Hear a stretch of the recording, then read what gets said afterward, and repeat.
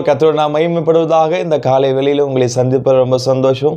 இன்றைக்கு கூட ஆண்டவர் நம்மோடு கூட பேச வல்லவராக இருக்கிறார். இன்றைக்கு ஆண்டவர் கொடுத்திருக்கிறதான வேத வசனம் யோவான் 14:14 நாம் வாசிக்கலாம். என் நாமத்தினால் நீங்கள் எதை கேட்டாலும் அதை நான் செய்வேன். அருமையான ஒரு வேத வசனத்தை ஆண்டவர் இன்றைக்கு நம்மோடு கூட பேசி கொண்டிருக்கிறார். என் நாமத்தினால் நீங்கள் எதை கேட்டாலும் நான் செய்வேன் என்று வாக்கு கொடுக்கிற தேவனாக இருக்கிறாரு.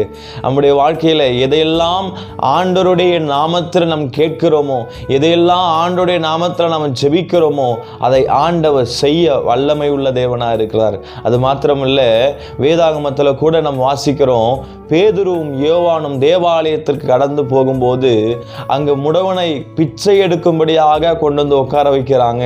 இவங்க ரெண்டு பேரும் உள்ள தேவாலயத்திற்கு போகும்போது அப்படின்னு அந்த முடவன் என்ன செய்கிறான் அப்படின்னா, அவரிடத்துல ஏதாவது ஒரு பிச்சை கிடைக்குமா, ஒரு தர்மம் கிடைக்குமான்னு ஏக்கத்தோடு அவர்களை நோக்கி பார்க்கிறான்.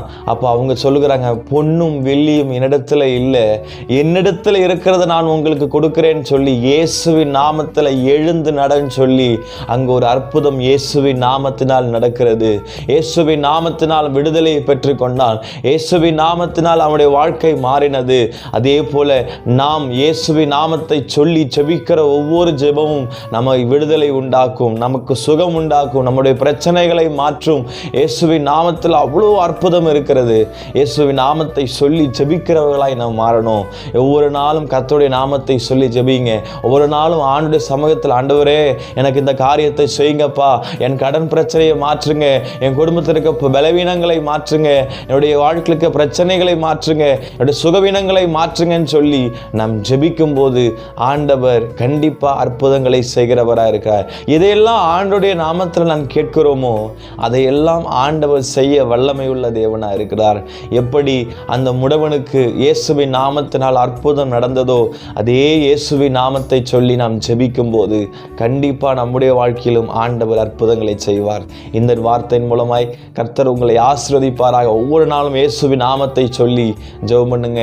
ஒவ்வொரு நாளும் இயேசுவின் பெயரை சொல்லி ஜெபம் பண்ணுங்க. இயேசுவின் நாமத்தில் எதை சொன்னாலும் அது அப்படியே நடக்கும், அப்படியே அது நிறைவேறும்.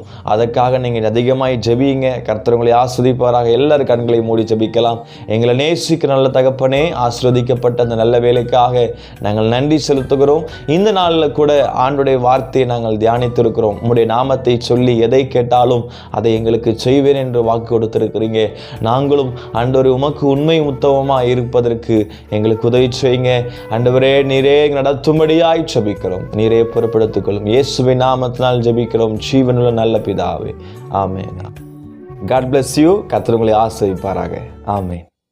கரங்கள் பிடித்தவரே கைவிட்டு விடுவீரோ, கரங்கள் பிடித்தவரே கைவிட்டு விடுவீரோ, இதுவரை நடத்தி வந்த எபினேசர் நீர்தானையா, இதுவரை நடத்தி வந்த எபினேசர் நீர்தானையா, சித்தம் செய்யணுமே செய்ய